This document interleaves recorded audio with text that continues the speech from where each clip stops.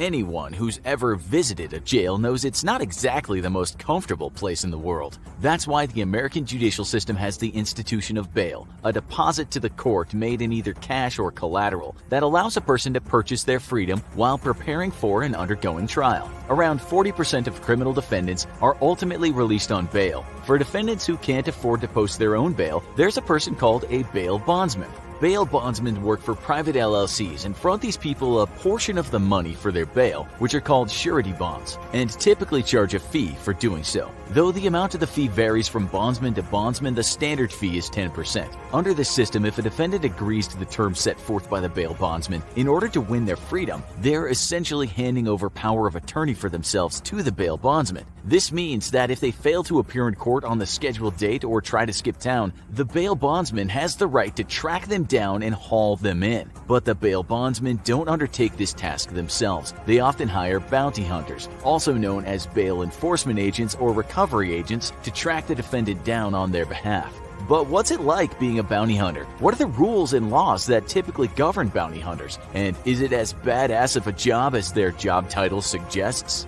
Bounty hunting is a vestige of British common law of the Middle Ages. As we discussed in a previous video, what is bail money actually for? England was the place in which the rule of law replaced what we now consider to be more archaic forms of dispensing justice, like determining if your neighbor stole your garden rake by seeing if their head resembled a pumpkin that everyone knew was haunted. Instead of cash or collateral goods, bail often took the form of an actual person, which meant that a friend or family member would put themselves forward as vouching for the person accused of the crime. 13th century courts often required the person doing the vouching to serve the punishment of the defendant if that person skipped town, which could sometimes mean a death sentence. Fast forward to the modern era, and bounty hunters primarily draw their legal imprimatur from an 1872 Supreme Court decision, Taylor v. Tainter, which stated that bounty hunters may pursue a fugitive to another state, arrest him on the Sabbath, and if necessary break and enter his house for that purpose. Bounty hunters are typically paid a commission of the total bail amount that's owed by the fugitive. So, for example, if a person can't afford bail that's set at $10,000, they would typically pay a portion of that amount in cash or collateral, plus a fee to the bail bondsman.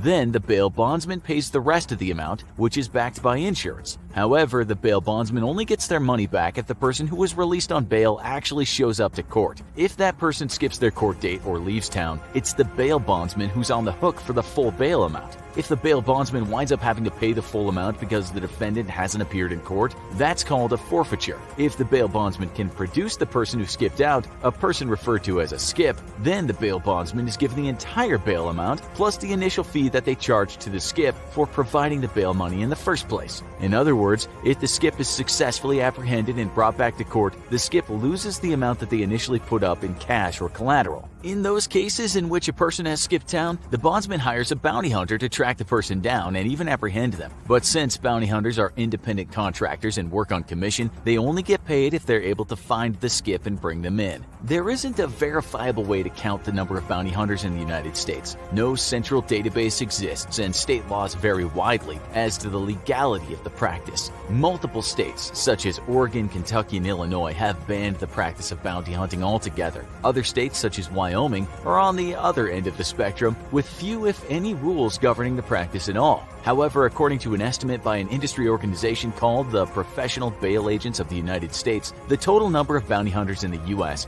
numbers around 15,000. That's a lot of bounty hunting going on. But what kinds of rules and regulations do bounty hunters have to follow? One rule of all bounty hunting is they are not allowed to cross country lines. Bounty hunters who attempted to apprehend fugitives in another country face dangerous consequences, and even a trip over the border to Canada to snatch a fugitive would violate international law. When it comes to the tactics bounty hunters employ to catch fugitives, it turns out that they can get away with quite a lot. Bounty hunters operate outside of the traditional legal constraints that govern police officers and other agents of the state. This is because a bail agreement between a defendant and a bail bondsman is essentially a civil contract that is incumbent upon the bondsman to enforce. As a result, bounty hunters hired by a bail bondsman enjoy significant legal privileges that everyday police officers do not. For example, when bounty hunters are making an arrest, they're not required to read a defendant their Miranda rights. Bounty hunters also may enter a defendant's home without probable cause or a search warrant, but only if they've established that the fugitive is actually living there. In other words, bounty hunters do not have the right to enter the homes of the fugitive's friends or family to look for the person. Depending on the state, bounty hunters may also not be required to obtain a license or undergo training. All bounty hunters really need in order to make an arrest is a copy of the bail piece, which is a copy of the paperwork proving that the person that they're hunting is indeed a fugitive. Some states also require that the bounty hunters possess a copy of the actual bond. And because bounty hunters may carry firearms and handcuffs and may even use deadly force when attempting to apprehend fugitives, there's a great potential for things to go awry. And that's what happened in 2003 when a Virginia bounty hunter named James Howard Dickerson entered the wrong house and shot dead a man named Roberto Martinez after Martinez tried to escape. The unfortunate case led Virginia to introduce a rush of new regulations on bounty hunters. The potential for disaster has led many states to adopt stricter requirements for those who wish to become bounty hunters. For starters, many states require that applicants be above a certain age, say between 18 to 25, and complete a course or set of courses within 90 days of receiving their license. Another common requirement is for applicants to have had no misdemeanor or felony convictions within the past 5 to 10 years. And this makes sense. If you're going to hire someone who enjoys extra-legal privileges and likely carries a gun, you probably don't want someone with a history of committing serious or violent crimes. When drilling down into state regulations around the bounty hunting industry, some are more stringent than others. Some, like North Dakota, look to protect against potential conflicts of interest. According to state regulations, those looking to become bounty hunters must not hold a position as a jailer, police officer, magistrate court judge, sheriff, sheriff's deputy, or any other individual having arresting authority. This makes sense, too. You could see confusion arising from someone justifying illegal search and seizure as a cop by saying that they were actually acting in their capacity as a bounty hunter, and it would be difficult to prove that they were acting illegally.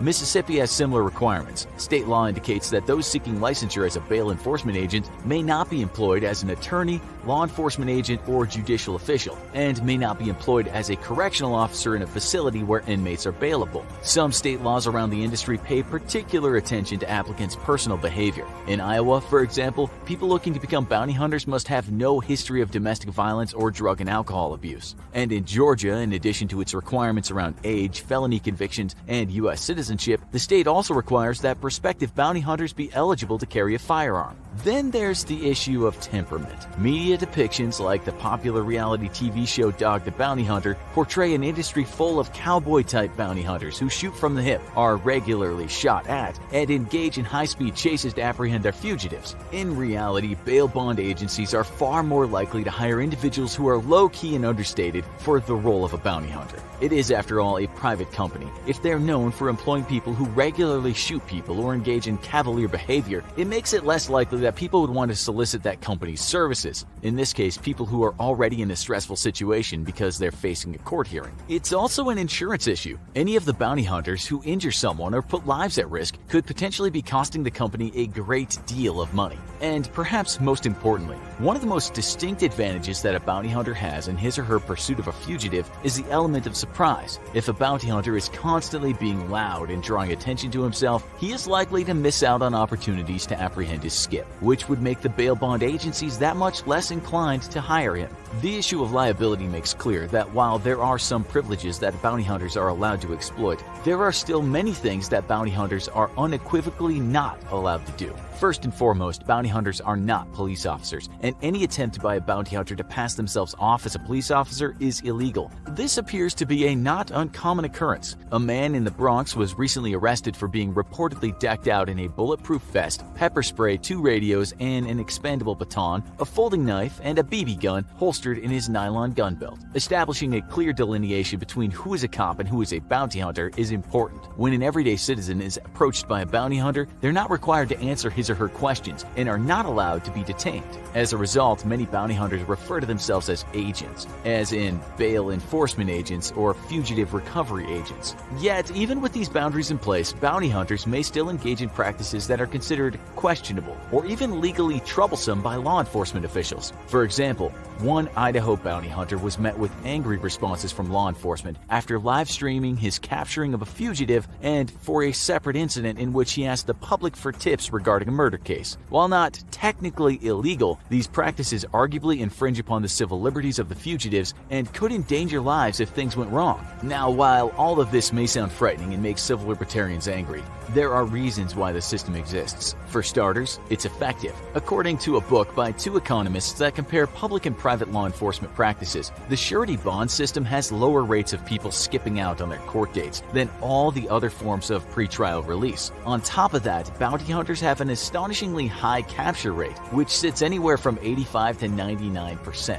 While the reasons for this rate of success may vary, it probably comes down to bounty hunters enjoying significantly more legal leeway than regular cops, and the fact that bounty hunters have a financial incentive to capture their man. Another reason why the bounty hunter model continues is because it makes people money. The fact that around 15,000 people benefit financially from being bounty hunters gives them an incentive to keep the system in place, regardless of whether it's fair. That's not to say that there hasn't been significant pushback on the part of activists and concerned citizens who say that the cash bail system is morally and legally repugnant, and that while bounty hunters may be effective in rounding up the tiny percentage of the population who have skipped out on their financial obligations, they represent a far greater threat to the safety and liberty of everyday citizens. But now we've got a job for you. 2 of our videos have gotten loose, and it's up to you to track them down. Bring them to justice by clicking on them now before they slip away again. Hurry, you're running out of time, so grab the one over here or the one over here. Don't wait, get them now.